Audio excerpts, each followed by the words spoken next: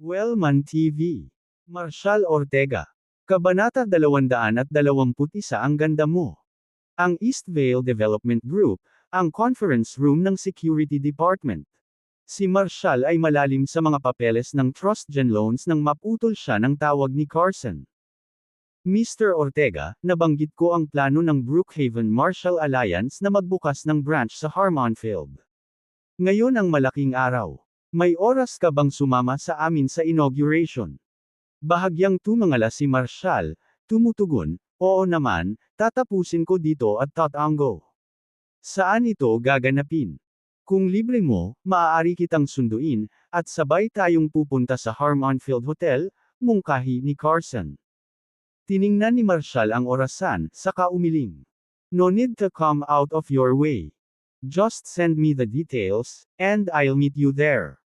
Si Carson, na naiintindihan, ay mabilis na nag-text sa address at oras para sa seremonya sa Crown Banquet ng Harmonfield Hotel. Ang Crown Banquet ay buhay na may karangyaan, bawat sulok ay nakadekorasyon sa makulay na ningning at puno ng hangin ng pag-asa. Ito ang araw na opisyal na ilulunsad ng Brookhaven Marshall Alliance ang sangay nitong Harmonfield. Ang mga kinatawan mula sa bawat kabanata ng alyansa sa Draconia ay dumalo, kasama ang kakilakilabot na 6 na matatandang tagapagpatupad mula sa pangunahing punong tanggapan. Ang mga panauhin ay mula sa pinakamaimpluwensyang pamilya ng Brookhaven at Harmonfield hanggang sa mga martial arts practitioner sa buong Draconia, mga sikat na ulo ng pamilya, at mga kilalang tao mula sa mga social elite ng estado. Pagsapit ng alas 9 ng umaga, saksi ang mayayamang pader ng hotel sa pagdating ng mga dignitaryo mula sa bawat sulok. Kabilang sa mga ito, walang ipinagkaiba si Ruby sa kanyang paghahanda, pagkuha ng mga stylist at image consultant para magkaroon ng walang kamali-mali na hitsura. Gumastos siya ng 6 na figure mamaya, nagsuot siya ng isang pinong hairstyle, marteng naglagay ng makeup, at isang gown na nagsasalita ng kagandahan at karangyaan. Pagpasok niya sa ballroom, hinangaan siya ng mga pinuno ng maraming matataas na lipunan. Si Willem Dixon, ang pangalawang anak ng Dixon Group at isang malapit na kaalyado ng Alliance mula sa kabisera ng P. Marshall siya ay nakita si Ruby na bumababa sa hagdanan. Hindi siya nag-aksaya ng oras, lumapit na may magalang na ngiti, nag-aalok ng kanyang braso habang isinasama siya sa gitna ng bulwagan. Ruby, you're absolutely captivating tonight, aniya, na may init na nag-iwan ng kaunting pagdududa sa kanyang paghanga. Ang Dixon Group ay may mahalagang tungkulin bilang isa sa mga pangunahing haligi ng pananalapi ng Brookhaven Marshall Alliance. Ang mga Dixon at ang mga Queen ay naging magkapanalig sa mga henerasyon. Si Willem, ang pangalawang anak ng mga Dixon, ay hinangaan si Ruby hanggang sa naaalala niya. Ngunit sa pagkakaroon ng impluwensya ng Alliance sa kanila, ang Dixon Group ay nanatiling katamtaman sa tangkad. Kaya't itinago ni Willem ang kanyang paghanga, hindi nasabi, na parabang ang katahimikan ay makakapagtanggol sa kanya mula sa mga kahihinatnan ng kanyang mga pagnanasa. Ngayong gabi, nakatayo si Ruby sa gitna ng ballroom, karga-karga ang sarili na may poise ng isang reyna. Naramdaman ni Willem ang pagtibok ng kanyang puso habang sinusundan niya ang bawat galaw nito, na sabik na asikasuhin ang kanyang pinakamaliit na kapritsyo. Sa sandaling iyon, isang binata na may kapansin-pansing mga katangian ang lumakad mula sa karamihan, ang kanyang kumpiyansa ng ngiti ay nakatutok kay Ruby. Ruby, you look breathtaking tonight. Halos hindi na kita makilala. Nagtaas baba si Ruby, bakas ang ngiti sa labi. Oh, so sinasabi mong hindi ako ganito kaganda. Pang-aasar niya, mahina at melodic ang tawa niya. Ang binata ay si Finn Eaton, anak ni Cade Eaton, ang punong elder ng disiplina ng Alliance. Isang sumisikat na bituin, nakilala si Finn sa mga nakababatang henerasyon ni Brookhaven para sa kanyang walang kap-aris na husay at intensidad. Dahil si Cade ang unang disipulo ni Ronald, si Finn at Ruby ay lumaki ng magkatabi, na bumuo ng isang bono na tumakbo ng malalim. Mula sa kanyang kabataan, hinangaan siya ni Finn, sa lahat ng sigasig at kawalan ng katiyakan ng batang pag-ibig. Matagal nang naramdaman ni Ruby ang kanyang pagmamahal, ngunit, sa kanyang isipan, hindi pa naabot ni Finn ang pamantayan na kanyang naisip. Gayunpaman, hindi niya ito binanggit, na tinatangkilik ang hindi sinasabing pagsamba, na parabang ang mga lalaking iginuhit sa kanya ay mga bituin na umiikot sa sarili niyang araw. Pinuno siya ng atensyong ito ng isang nakakapagod na pakiramdam ng kasiyahan. Sa ilang sandali, si Ruby ang naging sentro ng buong banquet hall. Sa paligid niya ay nagtipon ang isang bilog ng mga kabataang lalaki, bawat isa ay nagsisikap na makuha ang kanyang atensyon, bawat isa ay umaasa sa isang pahiwatig ng kanyang pabor. At ininom ni Ruby ang lahat, na natutuwa sa pambabala at paghanga na parabang mga handog sa royalty. Sa ilalim ng kumikinang na chandelier, nakatayo si Ruby, ang mahaba niyang buhok ay umaakyat sa kanyang balikat, at ang kanyang gown ay nagniningning ng kakisigan at karangyan. Sa paligid niya, ang mga tinig ay bumubulong ng papuri, mga salitang may kasamang paghanga, inggit, at pagtataka. Pinuno siya nito ng tahimik na kasiyahan. Ngayong gabi, ang engranding bulwagan ng Brookhaven Martial Alliance ay, walang tanong, ang kanyang entablado. Natitiyak niyang lahat ng tao rito ay magbibigay sa kanya ng paggalang na nararapat sa kanya. Si Ruby ay pinalaki sa ganoong kapaligiran na papalibutan ng pagsamba, pinalayaw ng walang katapusang indulhensya. Nakasanayan na niya ang pakiramdam, at pinagpapawisan niya ito ngayon, nahuhuli ang pagkamangha, paggalang, at, marahil, isang dampi ng pambabala sa mga mata na sumunod sa kanya. Isang kalmadong pagmamataas ang bumalot sa kanya. Lumitaw si Kyler mula sa likod ng bulwagan, huminto habang pinagmamasdan ang hitsura ng kanyang anak, ang kakisigan na suot nito na parang pangalawang balat. Isang kislap ng pagsang-ayon ang bumalatay sa kanyang mukha. Ruby, you look perfect. Show our guests the respect they deserve, nakangiti niyang sabi habang sinasalubong ang bawat bisita ng magalang na kaway. Pagkatapos, na may layuning hakbang, tinahak niya ang daan patungo sa pasukan ng hotel. May isang taong makabuluhang bumati Wilder Lennon, ang iginagalang na pangulo ng Draconia Holistic Medicine and Health Association. Si Ronald mismo ang nag-extend ng imbitasyon, personally. Si Wilder ay hindi lamang ang pinaka-iginagalang na disipulo ni Apollo ngunit kamakailan ay gumawa ng mga alon sa pamamagitan ng pagpapagaling ng mga sakit ni na Martin at Timothy. Sa loob ng maraming dekada, nilabanan ni Ronald ang isang kakaibang pagdurusa sa kanyang sarili. Sa Wilder, umaasa siyang matagpuan ang kaginhawaan na matagal na niyang hinahangad. Mga taon bago, hinulaan ni Apollo na ang potensyal ng kanyang protege ay walang hangganan. Sa pasukan ng hotel, sinalubong ni Kyler ng mainit na tango sina Wilder at Drake. Mr. Lennon, Mr. Don, good evening. Sumunod ka sa akin sa itaas. Naghihintay ang tatay ko sa VIP lounge. Pagkatapos ng ilang magiliw na palitan, sinamahan ni na Wilder at Drake si Kyler sa ikalawang palapag, kung saan naghihintay sa kanila ang lounge. Sa gitna ng silid ay nakaupo si Ronald, ang kanyang anyo ay nakahiga sa isang wheelchair. Sa likuran niya, 4 na lalaki ang nakatayo sa katahimikan, bawat isa sa kanilang 40, mukha matitigas at walang kibo, na parang inukit mula sa bato. Nakatayo silang hindi gumagalaw, na parang nakatali sa kanya bilang mga solemna na tagapagtanggol. Ang 4 na hari sa langit ng Brookhaven Martial Alliance ay mga lalaking binabanggit sa magalang na mga bulong, mga figurang tila tumatahak sa linya sa pagitan ng tunay at ng kalangitan. Sila ay mga ulila minsan, mga foundling na kinuha ni Ronald noong siya ay nagpapanday pa ng alyansa. Sila ang pinakaunang estudyante ni Ronald.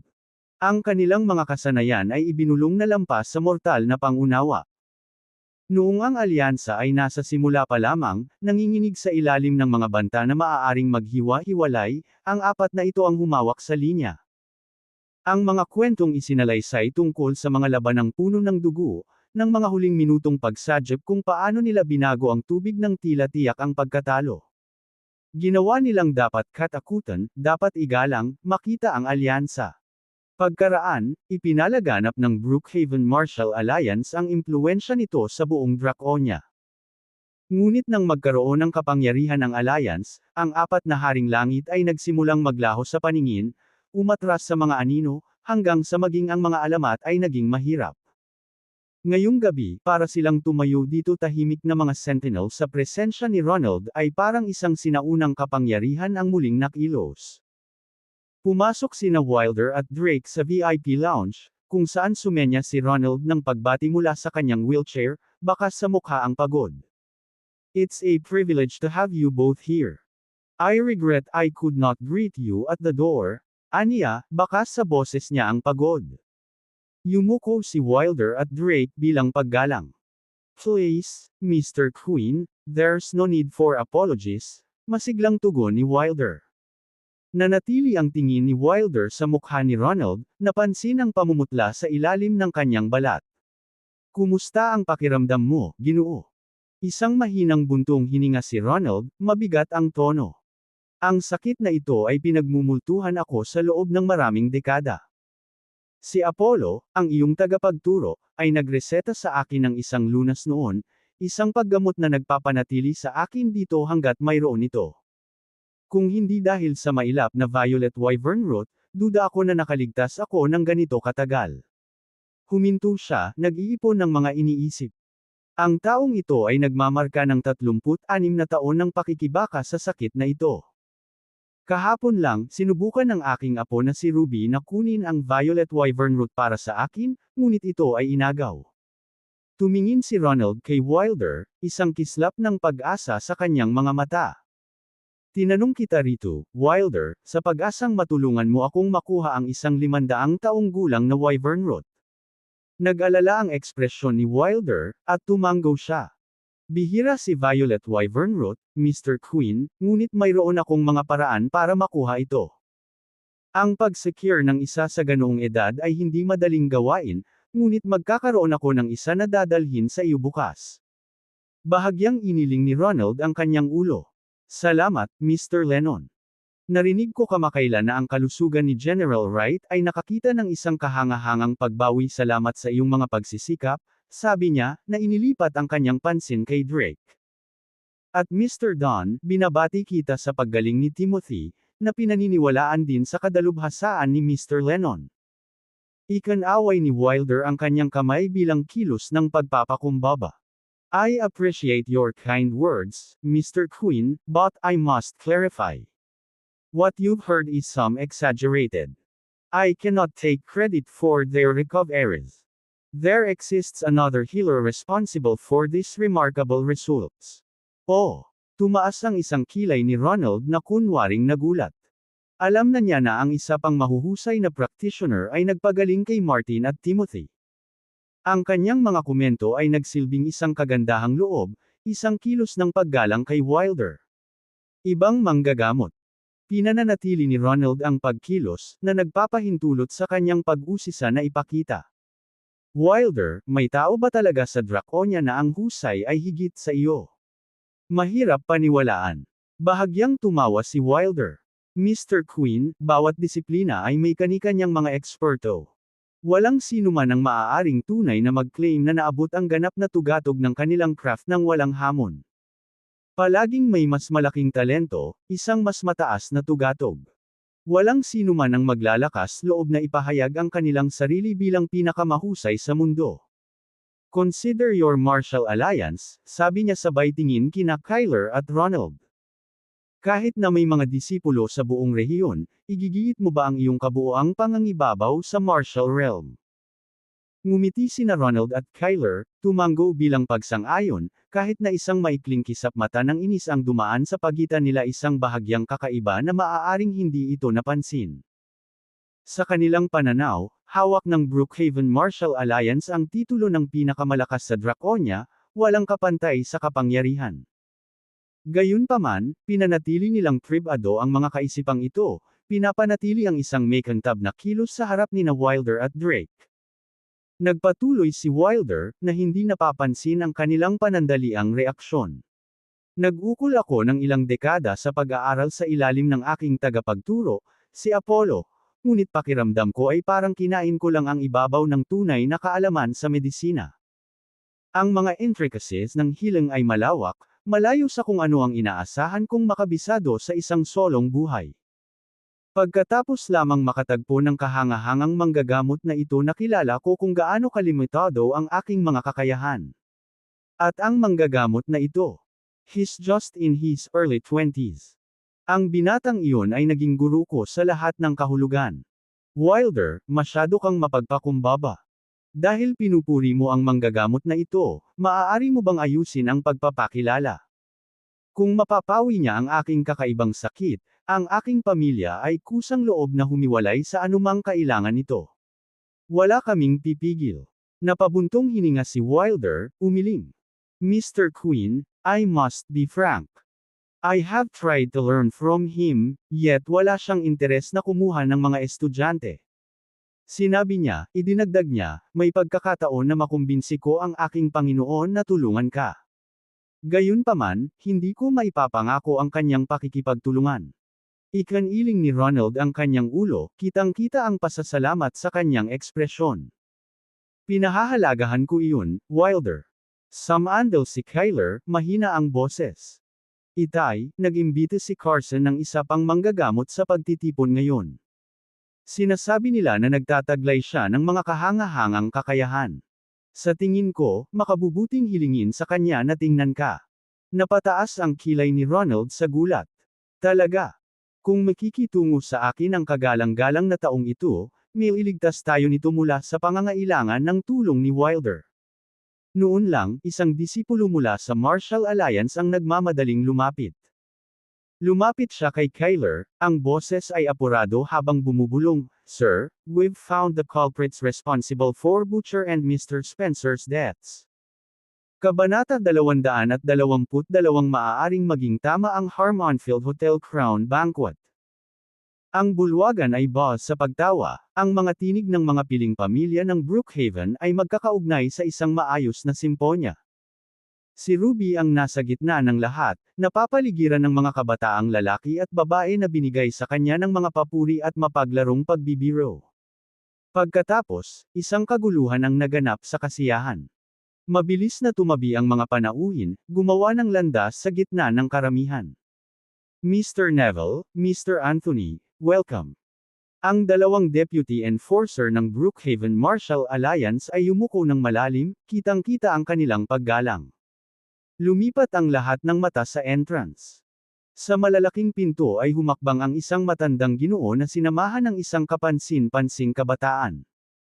Ang nakatatandang lalaki ay si Anthony, ang tapat na mayordomo ng pamilya Neville. Ang binata, si Jason Neville, ang ipinagmamalaki ng kanyang angkan, ang unang apo ni Tristan Neville, ang patriarch ng pamilya. Hindi lamang nakilala si Jason bilang ang pinakahusay na martial artist sa kanyang mga kapantay, ngunit siya rin ay ipinagdiwang para sa kanyang kapansin-pansing kagwapuhan. Siya ang kinabighani ng maraming kabataang babae mula sa mayayamang pamilya, lahat ay sabik sa kanyang atensyon. Sa mga karaniwang tao, ang mga kwento ng pambihirang presensya ni Jason ay kumakalat na parang napakalaking apoy, ngunit kakaunti ang nagkaroon ng kapalaran na saksihan siya mismo. Pinahahalagahan ni Tristan si Jason, na madalas na binibigyan siya ng pagmamahal at mahigpit na pagsasanay. Ang bawat aral na natutunan ni Jason ay isang patunay sa pangako ni Tristan na hubugin siya bilang isang mahusay na pinuno, na inihahanda siya para sa mabibigat na responsibilidad na naghihintay. Ngayong gabi, habang ipinagdiriwang ang Brookhaven Marshall Alliance, ang mga queen ay nagpaabot ng isang formal na imbitasyon sa mga Neville. Si Tristan, na nakakita ng pagkakataon para sa kanyang apo, ay nagpadala kay Jason kasama si Anthony upang magkaroon ng karanasan at matutunan ang mga paraan ng mundo. Sa 18, si Jason ay nagpakita ng kagandahan at kumpiyansa. Pagpasok sa Grand Ballroom ng Harmonfield Hotel, agad niyang nakuha ang atensyon ng ilang kabataang babae, kumikinang ang mga mata sa paghanga. Si Ruby, na abala sa kanyang paligid, ay naramdaman ang pagbilis ng kanyang pulso nang mapansin niya ito. Hindi pa siya nakatagpo ng isang binata na nakakabighani sa buong Brookhaven. Bumilis ang pulso ni Ruby, tumataas ang init sa kanyang mga pisngi. Ang kanyang mga mata ay iginuhit kay Jason, at isang hindi may kakailan na kislap ang sumiklab sa loob niya. Sa mabilis na pag-check ng kanyang damit, nag-navigate siya sa karamihan at lumapit sa kanya. Mr. Neville, hello. I'm Ruby Queen. Welcome sa pagdiriwang para sa pagbubukas ng sangay ng Marshall Alliance. Ito ay minarkahan ang debut ni Jason na kumakatawan sa mga Neville sa isang napakalaking okasyon. Ang hindi inaasahang pagdating ni Ruby ay nagpasaya sa kanyang araw, na nakakuha ng kanyang buong atensyon.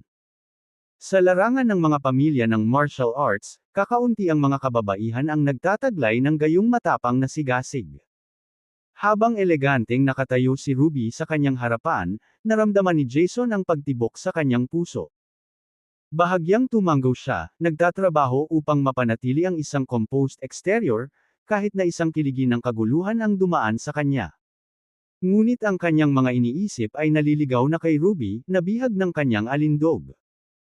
Sandaling nakipagbatian si Anthony kay Ruby bago pinaalalahanan, "Sir, you should meet with Mr. Quinn on the second floor. We can continue our conversation afterward." Pinilit ni Ruby na itago ang kanyang kagalakan, nag-aalok ng isang matamis na ngiti. "Mr. Neville, please, sige."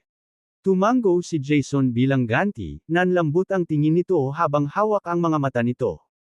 Sinundan niya si Anthony at dalawang deputy elder ng Brookhaven Martial Alliance sa hagdan.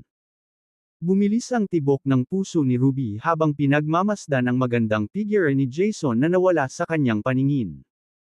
Binalikan niya ang alaala ng kanyang nakakaanyaya ng ngiti, ang kanyang mga mata ay kumikinang na parang mga bituin. Samantala, sina Willem at Finn ay nakaranas ng pamamaga ng inggit. Sa presensya ni Jason, naramdaman nila ang maliit at walang kabuluhan. Nakilala nila ang matinding kaibahan sa pagitan nila at niya, mula sa lahi hanggang sa hitsura at husay. Sa sandaling iyon, nalipat ang kanilang atensyon nang pumasok ang isang napakagandang babae sa bulwagan. Nakasuot ng dumadaloy na puting gown, nakuha niya ang atensyon nila. Ang kanyang kagandahan ay kapansin-pansin, ang kanyang matangkad na katawan ay nagpapakita ng isang hangin ng kadalisayan at kagandahan. Gayunpaman, ang eternal moonlit na brilyante na kwintas ang nagpalamuti sa kanyang leeg, kumikinang sa liwanag, na tunay na nakabihag sa kanilang mga mata. Napataas ang kanyang pang-akit sa nakamamanghang kwintas na nakadikit sa kanyang leeg. Ang bagong dating ay si Vera. Matagal nang sinusuportahan ng kanyang pamilya ang Brookhaven Martial Alliance sa panahon ng paghahari ng kanyang ina, na nakipag-ugnayan sa mga queen.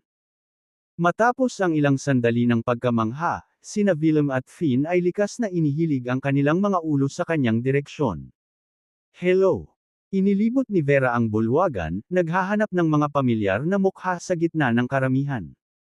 Nang makita niya sina Willem at Finn na namumungay sa kanya, ibinalik niya ang kanilang pagbati sa isang magalang na tango.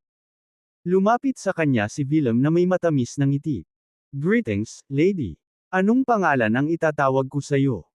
"Ako si Vera Silva, representative ng Silva Group," she responded, her smile genuine. "It's a pleasure to meet you. I'm Willem Dixon, representative of the Dixon Group here in Brookhaven," pakilala niya. Bago pa makapagsalita si Willem, pumasok na si Finn sa usapan. "Ah, Ms. Silva. Nakakatuwang makilala kita sa wakas." Nakilala ni Vera ang confident na tono sa boses ni Finn. "At ikaw, Ms. Silva, maaaring hindi mo ako kilala, ngunit tiyak na narinig ko ang tungkol sa iyo," maayos na sagot ni Finn. "Ako si Finn Eaton, na nauugnay sa Brookhaven Martial Alliance. Kamakailan ay nagbasa ako ng isang artikulo tungkol sa Silva Group, at dapat kong sabihin, nag-iwan ito ng isang impresyon," patuloy niya, ang kanyang kaguluhan ay nadarama. "Ang iyong pamumuno ay nagtulak sa Silva Group mula sa isang mas mababang kumpanya sa Harmonfield tungo sa isang pinuno sa arena ng negosyo. Talagang hinahangaan ko ang mga nagawa mo." Tinitigan ni Vera si Finn nang may pagtaas ng pang-aalipusta habang siya ay gumagalaw. She maintained her smile, opting for silence, well sanay sa mga lalaking masyadong nagsasalita. "Ms. Silva, iyong kwintas na suot mo ito kaya ang sikat na eternal moonlit." Nanlaki ang mga mata ni Finn sa intriga. Ang kanyang pagtatanong ay nakakuha ng atensyon ng mga kalapit na kabataang lalaki at babae. Ang mga bisita sa banquet hall ay napalingon sa kwintas na nakasabit sa leeg ni Vera. Hindi nagtagal ay nakilala nila na ang Eternal Moonlit, na kamakailan lamang ay itinulak sa spotlight na may nakakagulat na tag ng presyo, ay nasa harapan nila. Sa isang iglap, napuno ng inggit ang kanilang mga tingin habang pinagmamasdan nila si Vera, na nabihag ng pambihirang hiyas. Ang Eternal Moonlit na ito ay kapansin-pansin lang. Hindi ko pa ito nakita dati. Narinig ko lang ang mga bulong tungkol sa maalamat na Eternal Moonlit, na sinasabing nagkakahalaga ng isang maliit na kapalaran. Kapag nakikita ko ang taong iyon, ito ay tunay na tumutugon sa alamat. Tao. Ms. Silva looks absolutely radiant. That necklace fits her perfectly. Parang ang Eternal Moonlit ay ginawa para lang sa kanya. Ngayon, masigit si Ms. Silva sa lahat ng nandito. Hindi inaasahan ni Vera ang ganoong atensyon nang isuot niya ang Eternal Moonlit.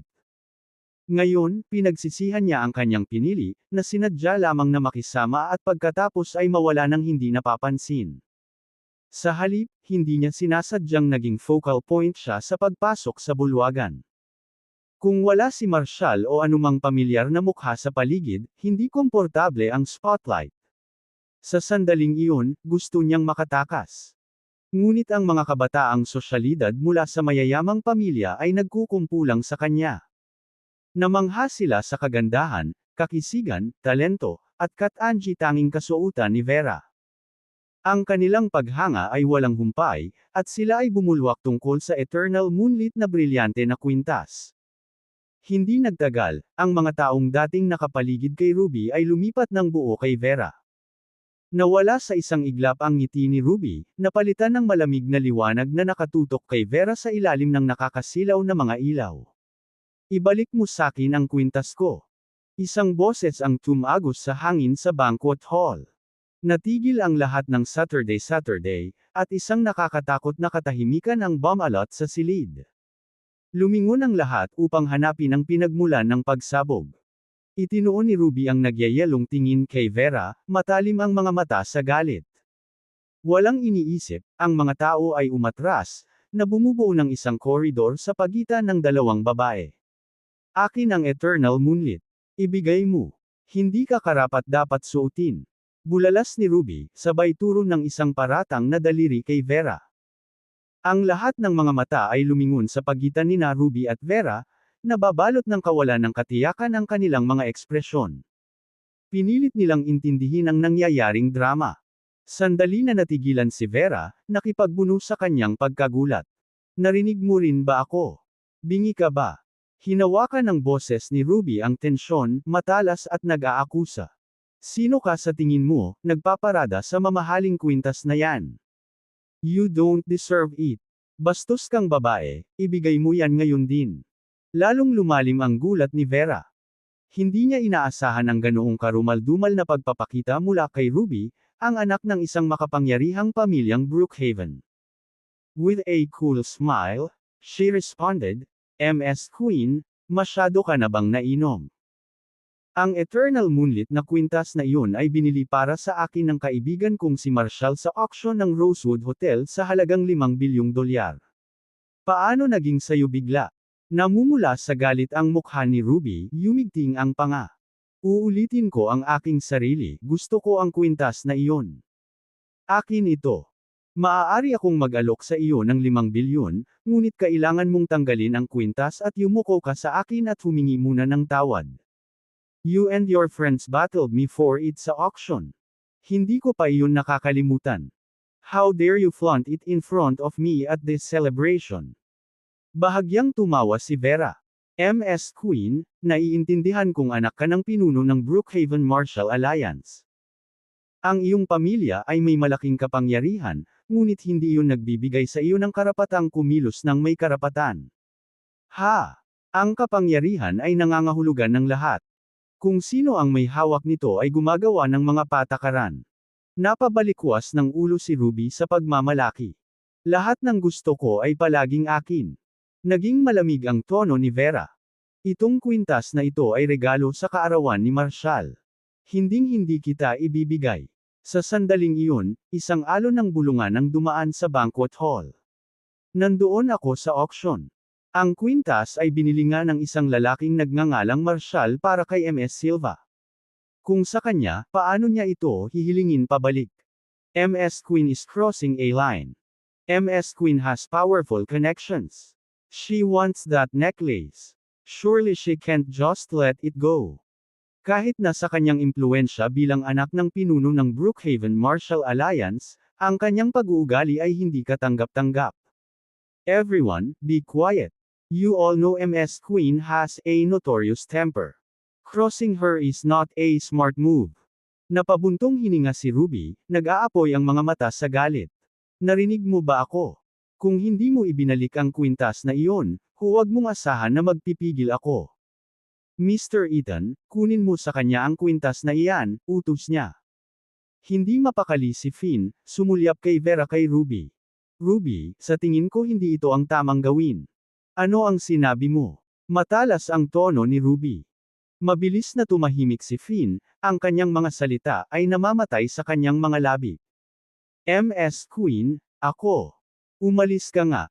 Sinasabi mong nagmamalasakit ka sa akin, ngunit hindi mo man lang kayang pamahalaan ang simpleng gawain ito. Bakit kita iisipin? Umiling si Finn, sumuko sa sitwasyon. Naging yelo ang tingin ni Ruby habang siya lumapit kay Vera. Bibigyan kita ng isa. Huling pagkakataon, ibigay mo yan. Necklace willingly, o ako kukunin. Mula sa iyo mismo, dito at ngayon. At tanggalin mo ang iyong mga damit habang ako ay nasa ito. Kabanata 223 Gaano kapangahas. Nabalot ng mapang-ipong katahimikan ang Grand Hall ng Harmonfield Hotel. Si Ruby, anak ng pinuno ng Brookhaven-Marshall Alliance, ay nagpakawala ng mga salita na nakakagulat na bastos at hindi makatarungan. Si MS Silva ay isang panauhing pandangal, na inimbitahan ng mismong alyansang kinakatawan ni Ruby. Bilang celebratory host, nakakadismaya ang mga ginawa ni Ruby. Lumilitaw na ang pagpapalaki ni MS Queen ay kulang sa refinement na inaasahan ng isa.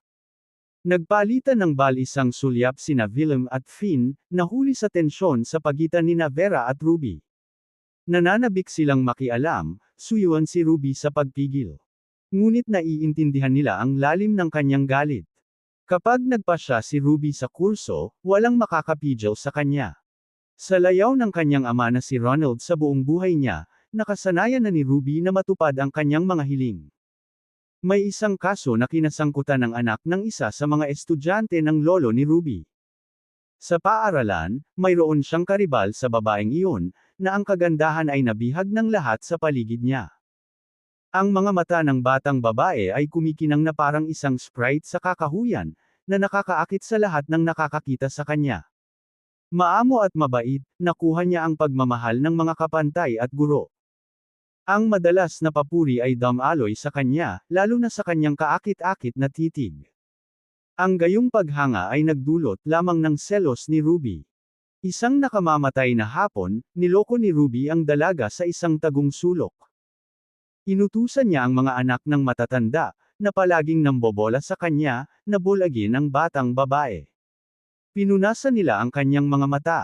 Nang matuklasan ng ama ng dalaga ang kakilakilabot na ito, halos mawalan siya ng katinuan. Sa pagkaunawa na si Ruby ay anak ng pinuno, at ubili niyang hinarap sina Ronald at Kyler. Sa hindi niya paniniwala, walang pinagsabihan si Ronald kay Ruby. Sa halip, pinayagan niya si Kyler na parusahan ng matindi ang disipulo. Nilinaw ni Ronald na basta't nalulugod ang kanyang apo, walang ibang mahalaga. Mula sa araw na iyon, ang disipulo at ang kanyang anak na babae ay nawala ng walang paliwanag. Ang kanilang kapalaran ay naging isang madilim na lihim, na wala sa oras. Pagkatapos ng insidenteng iyon, walang sinuman sa Marshall Alliance ang nang-ahas na suwayan si MS Queen. Sa paglipas ng mga taon, maraming katulad na mga kaganapan ang naganap. Anuman ang kalubhaan, mabilis na namagitan sina Ronald at Kyler upang maibalik ang kaayusan. Sa kanilang pananaw, ang mundong ito ay pag-aari ng mga makapangyarihan, habang ang mahihina ay walang boses para magsalita. Ang kaligayahan ni Ruby ay lumampas sa bawat iba pang pag-aalala, tila Ngunit alam na alam ni Finn kung gaano kapanganib ang kanyang sama ng loob. Nag-aalala, nagsalita siya, ang kanyang boses ay pansamantala. Ms. Silva, baka ibigay mo na lang kay Ruby ang kwintas. Tumalim ang tingin ni Vera, parang yelo ang boses. Itong kwintas na ito ay regalo ni Marshall. Walang kumukuha nito sa akin. Napaawang ang bibig ni Ruby, isang unos ng galit ang namumuo, handang kumawala hanggang sa isang boses, mababa at mapang-utos, ang umalangaw-ngaw mula sa kanilang likuran. Ms. Queen, may problema ba? Bawat ulo ay lumingon patungo sa hagdan, kung saan bumaba si Jason na may kagandahang loob na tila nasanay, ang kanyang presensya ay isang agarang utos para sa atensyon. Ang galit sa mga mata ni Ruby ay nawala ng isang kurap, ngunit sapat na upang mapahina ang kanyang tono. She flashed him a smile at tumango. Mr. Neville, ang ganda mong sumama sa amin. Lumipat ang tingin ni Jason sa pagitan ng dalawang babae, ang kanyang tono ay magalang ngunit hindi sumusuko. Ms. Queen, may kinakaharap ka bang unpleasantness? Pinitik ng daliri ni Ruby ang kwintas sa leeg ni Vera, ang boses nito ay nagkukunwaring inosente. Akin ang kwintas na iyan, Mr. Neville. At gayon pa man ay tumanggi siyang ibalik ito. Paano maipapaliwanag ng isa ang gayong katapangan? Lumitaw ang mahinang kulubot sa noo ni Jason habang sinusulyapan si Vera. Kaya ikaw si Ms. Silva, maayos niyang simula, kahit na ang kanyang mga salita ay may gilid. Kung kay Ms. Queen ang kwintas, iminumungkahi kong ibalik ito.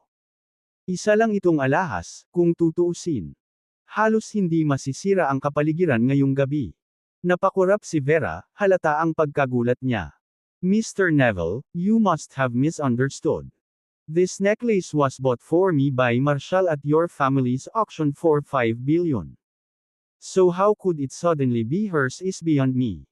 Nagkibit-balikat lang si Jason, may bahagyang ngiti na sumilay sa kanyang mga labi.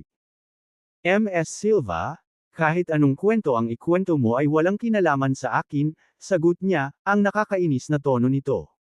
Ms. Queen claims it's her, so it is her. Lalong lumakas ang bulong-bulungan sa bulwagan habang umaalingaw-ngaw ang kanyang mga salita, may bahid ng iskandalo ang kawalang paniwala. Si Mr. Neville lang ba talaga ang nagsabi niyan? I can hardly believe my ears, bulong ng isang tao, gulat na gulat sa kanilang tono. The Nevilles are the most revered martial arts family, and they've always held to principles and fairness. For Jason Neville, their future leader, to say something so ridiculous. It's just stunning, ungol ng isa pa. Hindi ba't si Jason dapat ay ang perpektong ginoo, isang halimbawa ng integridad? Hindi ko akalain na may sasabihin siya ng ganito. Walang katotohanan. And Ms. Queen to the both of them, together. Well. Nahuli ni Ruby ang mata ni Jason, isang tahimik na pagkakaunawaan ang dumaan sa pagitan nila na parang isang hindi nasabi na pangako. Nagbahagi sila ng isang panandaliang ngiti, isa na nagpapahiwatig ng isang koneksyon na hindi nangangailangan ng mga salita.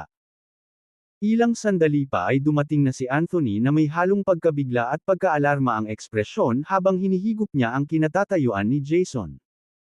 Humakbang siya palapit, hinayla si Jason sa tabi para bamulong, Sir, this isn't. It's unbecoming.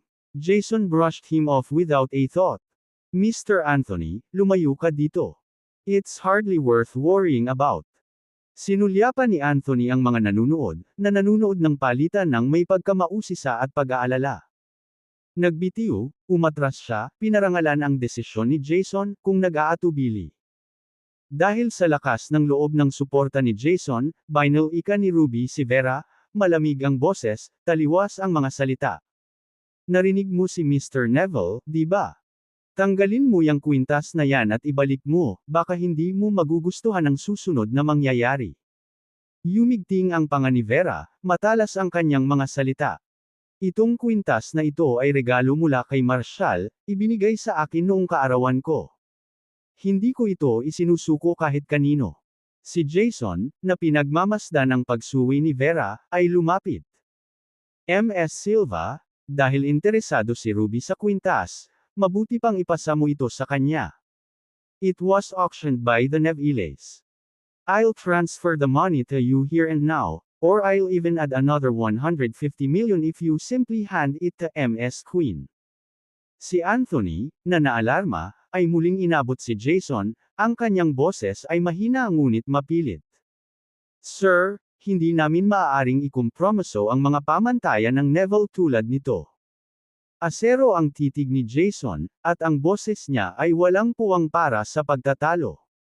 Mr. Anthony, tama na.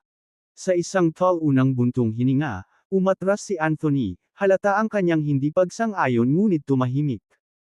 Sumilay ang masayang ngiti sa mukha ni Ruby habang sinusulyapan si Vera. You heard Mr. Neville. Ibigay mo na lang sa akin ang necklace, bago pa maging pangit. At saka, ang kwintas na ito ay orihinal na pag-aari ng mga Neville. Paano ka makakapit dito ng ganito? Nakakahiya. Nagyayelong tawa ni Vera, ang titig niya ay parang bakal. Isang tagapagmana ng pinakamakapangyarihang Marshall family at ang minamahal na anak ng nangungunang alyansa ni Draconia parehong hinangaan ang parehong nainggit. Gayunpaman, pareho kayong walang taktika gaya ng mga bully sa schoolyard. Halos katawa-tawa. Nilingan niya si Anthony, mapangahas ang tono, Mr. Anthony. Talaga bang patakaran ng mga Neville na sapilitang bawiin ang mga bagay na nabili sa sarili nilang mga auction? Gusto kong marinig ang opisyal na paninindigan ng iyong pamilya tungkol dyan. Pilit nang umiti si Anthony. Ms. Silva, patawarin mo ako. The Neviles would never. Napatigil siya ng matalim na tingin ni Jason. Mr. Anthony, hold your tongue. Ako ang magdedesisyon kung paano hahawakan ang mga bagay para sa mga Neville. Sumikip ang mukha ni Anthony sa pagkabigo, at napabuntong hininga siya, mahina ang boses, habang sinubukan niyang mga tuwiran. Sir, please. Ang bawat salitang binibitawan mo ay kumakatawan sa mga Neville. Nawala ang pakitang tao ni Jason. Enough. You're a butler, Anthony. Don't presume to lecture me. With a resigned nod, nilunok ni Anthony ang kanyang frustration. Nilingan niya si Vera, may paghingi ng tawad sa mga mata.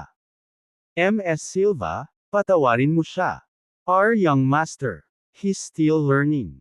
Rest assured, the Neviles will address this. For now, it may be best if you go. Sinulyapan ni Vera ang pagod na ekspresyon ni Anthony, nababalot ng pagkabigo ang sariling mukha. Very well, mahinang sabi niya, huminga. Sapat na ang oras na nasayang ko dito. Tumalikod na siya para umalis. Ngunit hindi pa handa si Ruby na pakawalan siya. Mabilis niyang hinawakan si Vera sa manggas, humihila ng malakas. Ang tela ay napunit sa isang malupit na punit, na nahati mula sa balikat pababa. Hinawakan ni Vera ang punit na gilid ng kanyang damit, namumula ang pisngi sa galit. Ms. Queen, ito ba ang uri ng dignidad na itinuturo ng Brookhaven Marshall Alliance? Bahagyang napakunot ang noo ni Jason sa kinikilos ni Ruby ngunit hindi siya umatras. Lumapit siya kay Vera. Malamig ang boses niya. Ms. Silva, ibigay mo na lang kay Ruby ang kwintas. Walang sino man dito ang gustong makakita ng pangit. Isang katahimikan ang bumagsak sa bulwagan. Natahimik ang bawat isa. Si Ruby, parang bata sa kanyang mga hinihingi at walang pakialam sa kahihinatnan, ay tumawid na sa isang linya. At si Jason kadalasan ay ang pagmamataas ng mga Neville ngayon ay nakatayo sa tabi niya, hindi natinag ng dahilan. Maliwanag ang hindi paniniwala sa bawat mukha. Naramdaman mismo ni Vera na bumilis ang kanyang pulso, nagtataka sa kung gaano kalayo ang kanilang pagyuko. Bumaba ang tingin ni Vera kay Jason. Itinayo ng mga Neville ang kanilang pamana sa integridad, hinahangaan ng lahat, ngunit narito ka, sinisira ito sa bawat salita. Isang mapait na ngiti ang sumilay sa kanyang mga labi. So the Neviles' reputation is nothing but a shell. You want the necklace. And what gives you the right? Do you even know how absurd you sound? Nagdilim ang ekspresyon ni Jason, ang alindog na suot niya kaya madaling matuno. Sa isang bagay na mas matalas, higit pa. Nananakot. Sa mundong ito, ang lakas ay ako. Kung ano ang mahalaga. Pagsabi ko sa kamay. Sa ibabaw ng kwintas, iabot mo. Ako. Walang pasensya sa iyong pagsuway. Ang silid ay tila nagpipigil ng hininga, ang bawat mata sa engranding bulwagan ay nakatutok kay Jason, ang mga anino ay naghahadya sa kanyang mukha sa isang bagay na parehong mahigpit at malamig. Ang anumang bakas ng kilalang tagapagmana ng mga Neville ay ganap na nawala. Si Ruby, lumakas ang loob sa kanyang mga salita. Ngumisi kay Jason, saka lumingon sa Vera. She jabbed isang daliri sa direksyon ni Vera. Natapos ko na ulitin ang sarili ko, ibigay mo sa akin ang kwintas, o ako. Siu nobela. Ne. Tanggalin mo yan kasama ng damit. Isang pagod na tawa ang pinakawalan ni Vera. Galit ka. Binigay sa akin ni Marshall ang kwintas na ito. Mas gugustuhin ko pang mamatay kaysa makuha mo iyon. Kumunot ang noo ni Jason sa pangalan ni Marshall, saglit na kumikislap ang pagkilala sa kanyang mga mata. Tumabi siya kay Anthony, hininaan ang boses. Yung pangalan, Marshall. Familiar. May ibig ba siyang sabihin sa atin? Nagsimulang sumagot si Anthony, Sir, Mr. Ortega is, ngunit naputol ang kanyang mga salita nang kumilos si Ruby. Nang walang babala, si Ruby ay sumugod, na nakakapit sa eternal moonlit na kwintas sa leeg ni Vera. Malakas ang paghila niya, magaspang at sinadya ang mga galaw niya. Naputol ang maselang kadena, at isang manipis na linya ng dugo ang tumama sa leeg ni Vera, na tumatama sa kanyang maputlang balat, kung saan napunit ang kwintas. Kabanata 224 Kahit ang lolo mo. Isang kolektibong hinga ang umalingaw sa Crown Banquet ng Harmonfield Hotel. Walang inaasahan na si Ruby Quinn, ang pinakamahalagang anak ng pinakamaimpluwensyang pamilya ni Draconia, ay magpunit ng kwintas sa isa pang panauhin lalo na hindi sa harap ng maraming tao. Ang kanyang mga kilos ay may amoy ng karapatan, ang kanyang ekspresyon ay isang malamig na paghamak. Gayunpaman, walang nagtaas ng daliri para pigilan siya. Ang angka ni Ruby ay nagbigay ng mahaba at madilim na anino. Siya ay kabilang sa makapangyarihang pamilyang Queen ng Brookhaven. Ang kanyang ama, si Kyler, na kilala bilang Southfist King, ay nag-utos ng paggalang at takot. At ang kanyang lolo, si Ronald, isang martial legend, ay minsang nakipaglaban sa 100 pinakamahuhusay na mandirigma ni Draconia ng mag-isa. Ang kanyang husay at awtoridad ay hindi kailanman pinagtatalunan, kahit na inaangkin siya ng sakit. Sa pamilyang Queen, walang hangganan ang katapatan at indulhensya. Hinahangaan ni Ronald ang kanyang mga apo, lalo na si Ruby at ang kanyang kapatid na si Sam. Anuman ang gusto nila, sisiguraduhin ni Ronald na abot kamay, binabaluktot ang mga patakaran at tradisyon na magkatulad na ipagkaloob sa kanila ang anumang nais ng kanilang puso. Sa ganoong uri ng lahi sa likod niya, lumipat si Ruby sa buhay na may kadalian ng hindi mahipo. Makapal na tensyon ang sumunod na katahimikan. Dahan-dahan, nagsimulang kumalat ang mga bulungan sa karamihan, mga salitang nakamaskara sa likod ng nakataas na mga kamay at mga palihim na sulyap. Ms. Silva is in for it ngayon. Para tumawid kay Ruby Quinn. Maswerte siya kung papayagan siyang bumalik sa Harmonfield. Kilala pa ba niya kung sino ang kinakaharap niya? Ito ay pagpapakamatay, hinahamon si Ruby ng ganito. At si Mr. Neville parang nabighani siya sa kanya. They make a fitting pair, di ba? Kung magkaisa ang mga Neville at Queen, sino ang maglalakas loob na manindigan sa kanila? Si Ms. Silva ang nagdala nito sa sarili niya, ang kawawang tanga. Bawat ungol ay tila nakadagdag sa kasiyahan ni Ruby.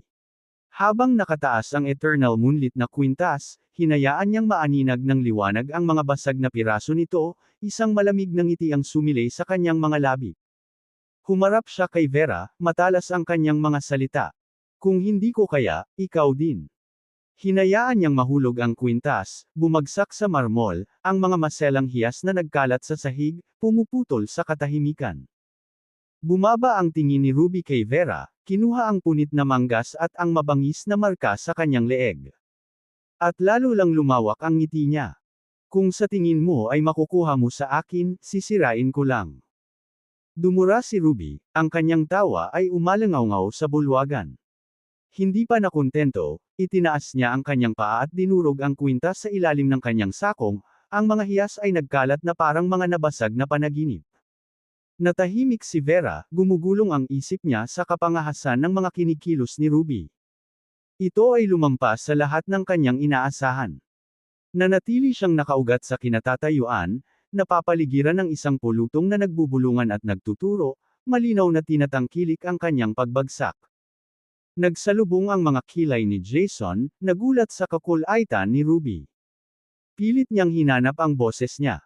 Sa tabi niya, dahan-daang huminga si Anthony, grabe ang tono. Sir, sa tingin ko baka nag-imbita tayo ng gulo. Lumingon sa kanya si Jason na nagtataka. Anong klaseng gulo? Kung hindi natin pinangangasiwaan ang sitwasyong ito kay MS Silva ng maayos, maaaring maharap ang mga Neville ng malubhang epekto. Tumigas ang kilos ni Jason. Mr. Anthony, that's absurd. Nakatayo ang mga Neville sa tuktok ng Marshall family. Sinong maglalakas loob na hamanin tayo? Umiling si Anthony at lumapit, ang boses niya ay halos hindi naaayon sa bulong. Ang lalaking bumili ng Eternal Moonlit na kwintas, si Mr. Ortega. Hindi siya isang taong kayang kalabanan ng mga Neville. And yet here you are, supporting Ruby in her attempt to humiliate MS Silva. This escalation will not end well for US. Nakaramdam si Jason ng lamig sa kanyang gulugod. Naalala niya ang babala ng kanyang lolo na si Tristan bago siya umalis papuntang Harmonfield, kung sakaling makatagpo niya si Mr. Ortega, dapat niyang iwasang magalit sa kanya sa anumang paraan. Ngunit hindi pa lubos na naunawaan ni Jason ang kahalagahan ng pagkakakilanlan ni Marshall. Ang pag-iingat ng kanyang lolo ay hindi nakarehistro ng malalim sa kanya. Sa kanyang mga mata, ang mga Neville ay hindi magagapi, ang pinakakakilakilabot na pamilya sa paligid. Sino ang maaaring magbanta sa kanilang supremacy? Marahil ay naging sobrang maingat ang kanyang lolo sa kanyang katandaan, o naging protection lang siya, nababalisa tungkol sa unang totoong pagpasok ni Jason sa mundo. Paano kung hindi niya sinasadyang pumasok sa isang salungatan? Isang araw, pangungunahan niya ang mga Neville, at wala siyang balak umatras kaninuman. Pinagmasdan ni Jason ang pagkagulat na nakaukit sa mukha ni Anthony at napangiti. Mr. Anthony, you're being overly cautious. Ano kayang gagawin nitong Marshall na to? If he dares challenge US, crush natin siya. Napaawang ang bibig ni Anthony sa hindi makapaniwala. Walang ideya ang kanyang young master sa panganib na iniimbitahan niya. Ang mga tunay na nakaharap kay Marshall lamang ang nakakaunawa sa lalim ng kanyang kapangyarihan. Ang pangalan ng Divine Drakebane ay umalingaw sa isang kabuluhan na kakaunti lamang ang makakaunawa. Ito ay hindi lamang isang pamagat. Ito ay nakuha sa pamamagitan ng pagdanak ng dugo at kabangisan. Sa nakalipas na mga taon, hindi mabilang na mga elite assassin at nangungunang sekta ang nag-isip na maaari nilang pabagsakin si Marshall. Sila ay naging walang iba kundi ang mga labi, na nakakalat sa resulta ng kanyang puot. Naalala ni Anthony ang pagkasira ng Phoenix Vanguard. Binalot siya ng lagim ng araw na iyon. Ang pag-label kay Marshall bilang Divine Drakebane ay para maliitin siya. Siya ay isang walang humpay na puwersa, isang mamamatay tao na naghahangad ng kaguluhan. Walang pagkakataon ng mga Neville laban sa gayong kalaban. Sir, wag po sana kayong padalos-dalos. Pagmamakaawa ni Anthony. Kung magpapatuloy ka sa ganitong paraan, maaari kang magdala ng sakuna sa Neviles. Kailangan mong agad na lumapit kay MS Silva. Humingi ng tawad at pigilin si Ruby bago pa mawalan ng kontrol ang mga bagay-bagay. Linawin mo ang aming posisyon. Naging yelo ang tono ni Jason. Enough. Mr. Anthony, are you telling me to cower? Ako ang magiging pinuno ng mga Neville. Hindi ako yuyuko sa isang pamilya na hindi gaanong mahalaga gaya ng mga Silva.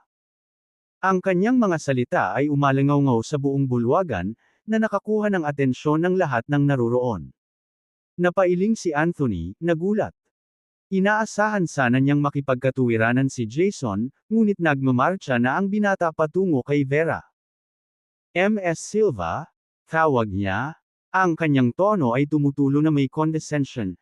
Ang kapaspalad na pangyayaring ito ay nagsasalita tungkol sa iyong kamangmangan.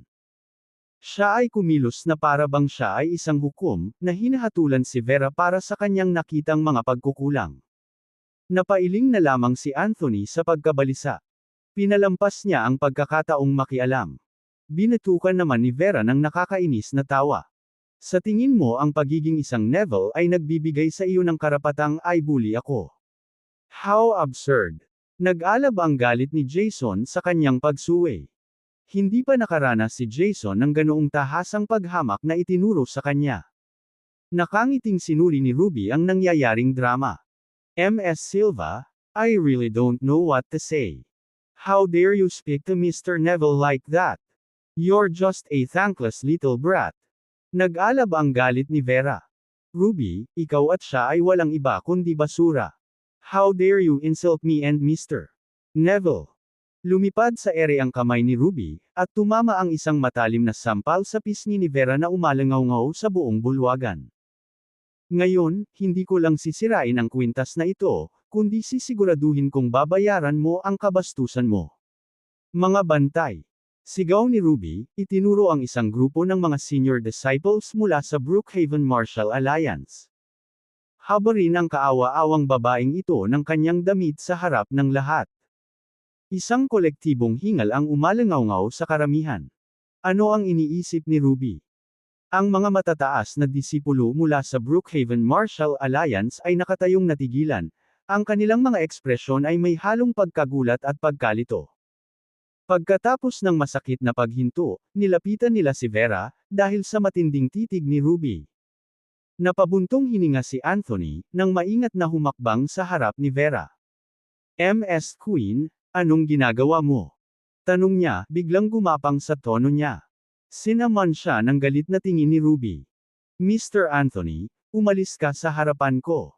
This doesn't concern you. Samantala, si Jason ay namumula. Napatuloy pa rin sa pag-aaway ni Vera. Tinabi niya si Anthony. This is a matter for Ms. Queen. Mind your own business. Habang inaabot ng apat na matandang disipulo ang umaagos na damit ni Vera sa utos ni Ruby, isang malakas na boses ang dumagundong mula sa labas. Tumigil ka. Ang utos ay naghiwa-hiwalay sa maigting na hangin, na binawhaw ang bulwagan ng matinding liwanag habang ang sikat ng araw ay bumubuhos sa pasukan. Sa nagniningning na liwanag na iyon, lumitaw ang isang figure. Humakbang pasulong si Marshall, ang coat nito ay lumalamon sa paligid niya habang itinakip niya ito sa balikat ni Vera. Natigilan si Vera, bakas sa mukha niya ang kawalan ng paniwala.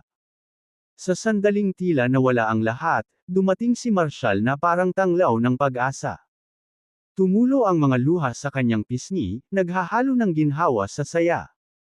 Mahigpit siyang kumapit kay Marshall, "Bamulong, Marshall, so ikaw ang bida na tumulong sa akin sa pinakamadilim kong oras." Napakurap-kurap si Marshall, saglit na natigilan sa kanyang mga kakaibang salita.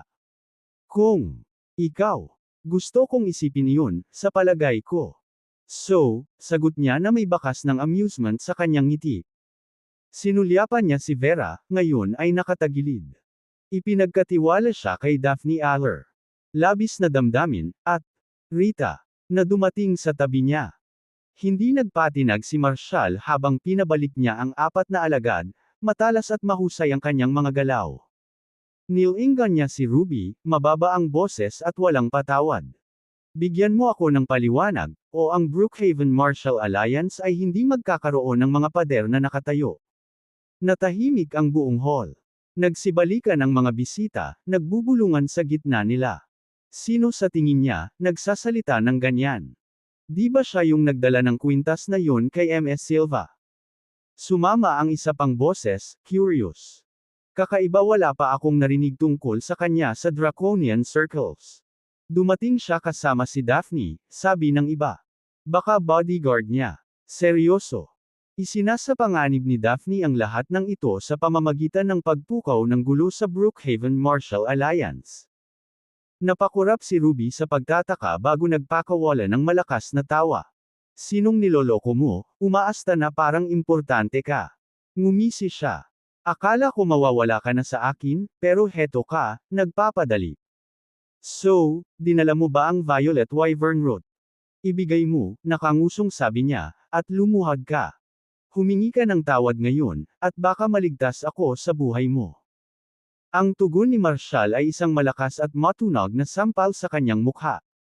At sino ka sa tingin mo para hamanin ako ng ganito? Huminga ang mga tao, nanlalaki ang mga mata. Sinaktan ba niya si MS Queen? Bulong ng isa, kinilabutan. Pagsisisihan niya iyon. Ang isa pang nagbabala sa ilalim ng kanyang hininga. Ronald and Kyler won't let him live in one piece, patahimik na sagot nito. May sumakit kay Sam kanina for some reason. Ronald was going to mobilize everyone he had to kill the guy. Si Ruby marahil ay hindi pa nataman bago sa kanyang buhay. Natigilan si Ruby, nakadikit ang kanyang kamay sa kanyang namumulang pisngi, puno ng galit ang kanyang ekspresyon. You dare hit me. Nanginginig ang boses niya sa galit. Sinalubong siya ni Marshall ng tingin, hindi kumikibo. Oo, maglakas loob ako. Walang pag-aalinlangan, bumaba muli ang kanyang kamay, matalas at hindi nagpapatawad. Natahimik ang Crown Banquet Hall kaya maririnig ang mahinang hininga. Bawat titig kay Marshall, mga ekspresyon ng pagkagulat at pagkamangha na nakasulat sa bawat mukha. Finn, na tapat na nanatili sa gilid ni Ruby, umalis sa kanyang pagkatulala at humakbang pasulong, pamwesto sa pagitan nila ni Marshall. Nanginginig ang boses niya. Nauuto, sino? Sino ka? Sa tingin mo ikaw? How dare you? Out of my way? Parang bakal ang boses ni Marshall habang inilabas niya ang kanyang kamay, na pinabalik si Finn sa buong silid. Walang pagdadalawang isip, hinampos niya muli si Ruby sa kanyang mukha, ang suntok ay umalangaw sa bulwagan. Ang mga tao ay nahulog sa isang masindak na katahimikan. Si Ruby mismo ay natulala, nahihirapang intindihin ang mga nangyari. Hindi niya kailanman, sa kanyang pinakamaligaw na panaginip, naisip na may maglalakas loob na magtaas ng kamay laban sa kanya. Sinaktan mo talaga ako. Nanginginig ang boses niya sa galit. Pagbabayaran kita dito papatayin kita. Ang mga mata ni Marshall ay kumikinang na may malamig at hindi matitinag na pagpapasya. Wala kang kapangyarihan, sagot niya, sabay hampas sa kanya. Sabihin mo sa akin, sino ang nagbigay sa iyo ng lakas ng loob na Yurokon ang inaangkin kung akin? Nabaluktot sa galit ang mukha ni Ruby habang namumula ang pisngi sa kahihiyan. Bumaba ang boses niya sa isang makamandag na bulong. Pagsisisihan mo ito. Puputulan ka ng tatay at lolo ko. Nanatiling walang kibo ang mukha ni Marshall. Mariin niyang idiniin ang isang kamay sa balikat niya, nakasandal. Sila ang luluhod kung maglalakas loob silang pumunta dito. Dahil doon, itinulak niya siya pababa, at sa isang nakakasakit na bitek, nabali ang marmol na sahig sa ilalim ng kanyang mga tuhod. Tumalsik ang dugo sa makintab na bato, na bahira ng matangkad na iskarlata ang tanawin. Kabanata 225 Hamanin ako. Lahat ng tao sa Crown Banquet ay parang nabubuhay sila sa isang panaginip. Hindi sila makapaniwalang totoo ito. Si Ruby, na laging pinangangalagaan at sinasamba ni Ronald, Kyler, at ng buong Brookhaven Marshall Alliance, ay binugbog lang sa kanyang pagdiriwang. At hindi lang basta-basta ang pambubugbog, malubhang nasaktan siya.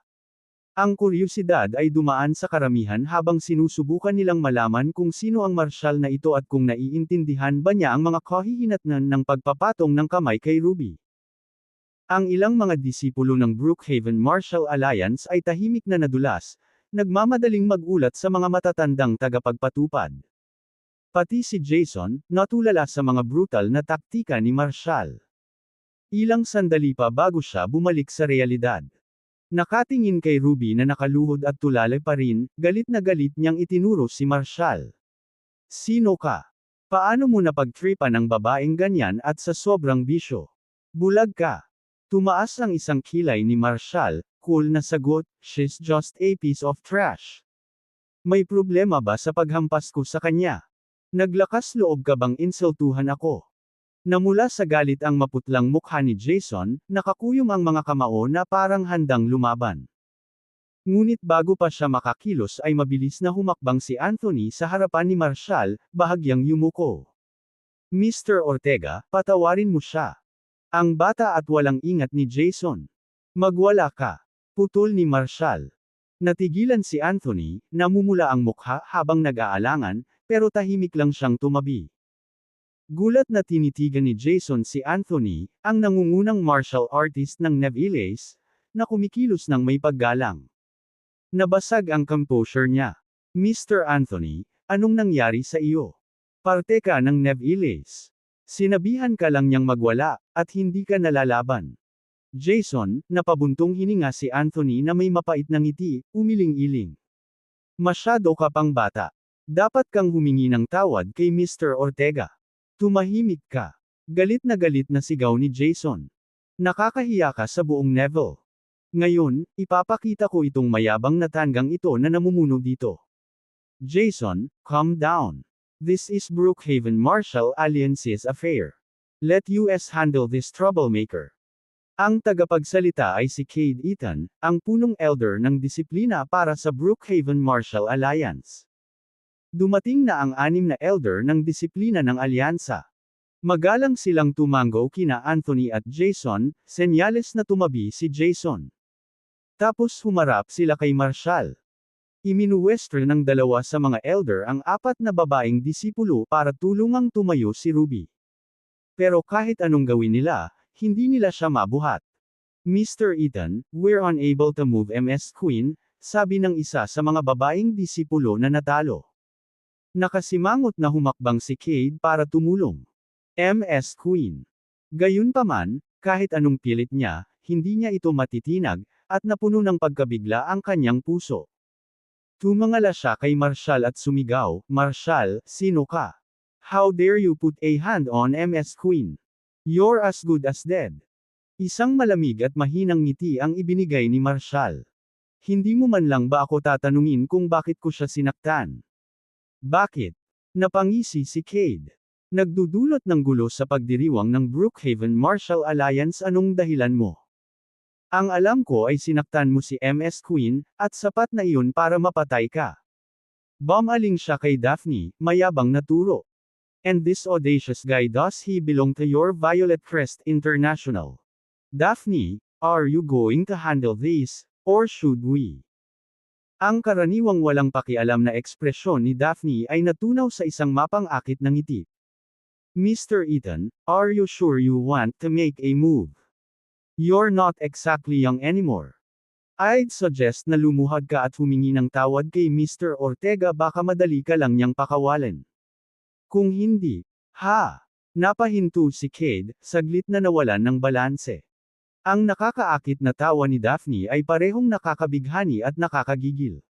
Ang mga lalaki sa silid ay nabighani sa kaakit-akit na pagtawa ni Daphne, ngunit sa ilalim ng alindog nito, isang nakagigimbal na layunin ang bumabalot. Daphne, sinasabi mo ba sa akin na tatayo ang Violet Crest International laban sa Brookhaven Martial Alliance para sa taong ito? Hindi ka ba natatakot na tuluyan ka naming lipulin? Mapanganib ang tono ni Cade. Stand against you. The Brookhaven Martial Alliance isn't worthy, tumawa si Daphne, isang matapang, mapanuksong tunog na biglang naputol. Mr. Eaton, kung hindi ka naniniwala sa akin, sige subukan mo. Fair na. Bumaon ang kamay ni Cade pasulong, ang palad nito ay nakatulak kay Marshall. Umalangaw-ngaw ang mga hinga sa bulwagan. Bilang Chief Elder of Discipline ng Brookhaven Martial Alliance, hindi mapag-aalinlanganan ang kapangyarihan ni Cade. Ang kanyang welga ay nagpakawala ng isang malakas na puwersa na umaalon palabas, na napilitang umatras ng ilang hakbang. Ang lakas kaya. Tapos na si Marshall. Ano ba ang iniisip ni Daphne? Inilalagay ang sarili sa laban sa Brookhaven Martial Alliance para sa kanya. Nawala sa isip niya. Nang makita ang mabangis na kapangyarihan ni Cade, likas na hinugot ni Rita ang kanyang punyal. Masyadong mahina, bulong ni Marshall, umiling-iling. Itinuntong niya ang kanyang paa sa marmol na sahig. Isang mapurol na tunog ang umalangaw-ngaw, kahit na ang marmol mismo ay nanatiling buo. Ngunit si Cade, na naglunsad ng sarili pasulong, ay biglang huminto 1 metro lamang mula kay Marshall. Sa ilalim ng mga paa ni Cade, nahati ang marmol, marahas na nabali. Og! Napaatras si Cade, napahawak sa kanyang dibdib habang namumutla ang kanyang mukha at isang spray ng dugo ang sumabog mula sa kanyang bibig. Nakatitig kay Marshall, napabuntong hininga siya sa takot, gumamit ka ng soundwave technique. One strike decisive. Ikaw si Lord Drakebane. Malamig nang ngumiti si Marshall. Nadurog ang puso ni Cade sa panghihinayang. Sa sandaling iyon, sa wakas ay naunawaan na niya ang tunay na pagkatao ni Marshall, ngunit huli na ang lahat. Bago pa man siya makapagsalita ay napaluhod si Cade sa lupa. Ang Chief Elder of Discipline ng Brookhaven Martial Alliance ay gugugol sa natitirang bahagi ng kanyang mga araw na nakarite, isang anino ng kanyang dating sarili. Pilayan mo si Mr. Eaton. Papatayin ka namin. Ang natitirang 5 elder ng disiplina ay kinasuhan kay Marshall. Ngumisi si Marshall. Sa tingin mo kaya mo? Sa isang pagtapak, umalangaw-ngaw ang isang malakas na shockwave, na nagpapalipad pabalik sa lahat ng 5 elder enforcer, bumagsak sa mga pader, at nawalan ng malay. Napuno ng katahimikan ang banquet hall. Ipinagpalagay ng lahat na kasama ang 6 na elders of discipline mula sa Brookhaven Martial Alliance. Pagpasok, tapos na sana si Marshall. Ngunit ngayon, halos ang buong lakas ng Brookhaven Martial Alliance ay natalo sa mga kamay ni Marshall, nang walang gaanong pagkakataon na gumanti. Hindi katakataka na siya ay napakawalan Gia. Ang kanyang kakayahan ay malinaw na nasa ibang antas. Gayunpaman, maaari bang mag-isa sina Marshall at Daphne ng Violet Crest International ang tunay na makalaban sa pinakamakapangyarihang alyansa ng martial arts ni Draconia? Ito ay tila walang katotohanan na sobrang kumpiyansa. Alam ng lahat ang tunay na alyansa. Kapangyarihan ay nasa maalamat. Mga warlord noong panahon ni Ronald, na hindi pa man lang nagpakita. Yung ay ang mga figure na tunay na katawanin. Lakas ng alyansa. Mukhang si Marshall ang gumawa ng matinding gulo. Habang lumalakas ang mga bulungan, nagulat si Jason at humakbang pasulong, at itinuro si Marshall. You're nothing but a violent brute. How could you strike with such cruelty? Nagtaas ng kilay si Marshall. Sigurado ka bang gusto mo akong hamanin? Mabilis na pumasok si Anthony para pigilan si Jason, na itulak lang siya sa isang tabi. Hamanin kita. Malamig na ngumisi si Jason. Wala ka sa harap ng mga Neville. Hindi mo naiintindihan ang kapangyarihan ng mga Neville, di ba? Ikaw, isang hamak lang, ay naglalakas loob na magsalita sa akin ng ganito. How bold. Ngumisi si Jason. Tumingin si Marshall sa kanya ng nakangiti. At ano pa ang maaari mong gawin bukod sa pagpapakita ng pangalan ng iyong pamilya sa paligid na parang badge of honor? Fine. Dahil kapangyarihan lang ang nirerespeto mo, hayaan mong ipakita ko sa iyo kung ano ang hitsura ng totoong kapangyarihan. Bago pa makasagot si Jason, sinaktan siya ni Marshall ng malakas, dahilan para mapahiga siya sa sahig. Napuno ng mga hingal ang banquet hall. Sinaktan niya si Jason. Nawala na ba siya sa isip niya? Ito ay malapit nang mawalan ng kontrol. Hindi makakaalis dito si Marshall. Papatayin siya ni Tristan dahil dito. Hindi pa ba oras na para pumasok si Anthony? Mr. Ortega, please calm down. Umiling si Anthony at tinulungang makatayo si Jason. Jason, humingi ng tawad kay Mr. Ortega ngayon din. Ano? Anthony, anong sinasabi mo? Si Jason, gulo-gulo ang buhok, galit na sumigaw, sinaktan niya ako, at gusto mo akong humingi ng tawad. Nasisiraan ka na ba ng isip?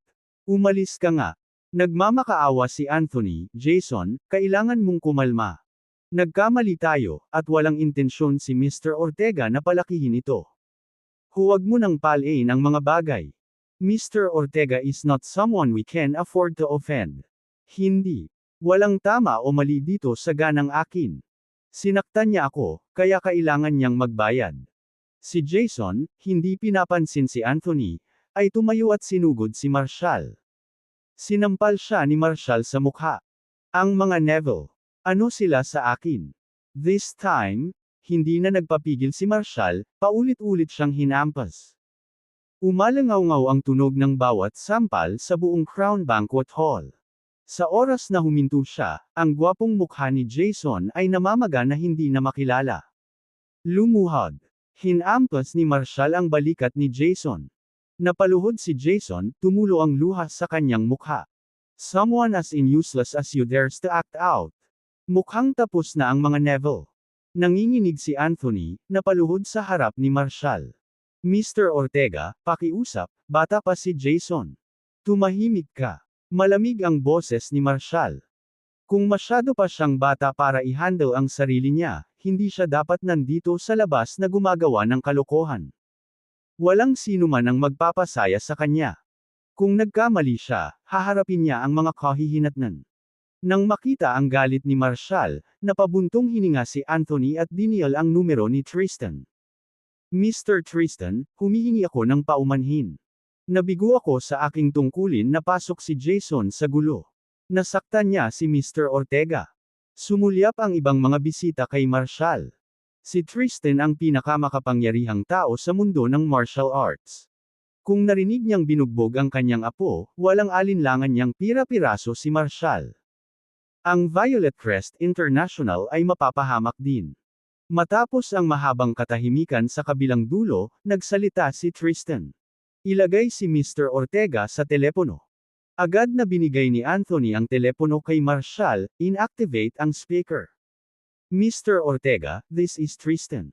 Si Jason ay bata pa at walang ingat. Pupunta ako kaagad sa Harmon Field para humingi ng tawad sa personal. Please, I beg you to spare Jason. Wala akong panahon sa kalokohan mo. Icy ang tono ni Marshall. Ang iyong pamilya ay tumawid sa akin, at ngayon ay dadalhin mo ang aking galit.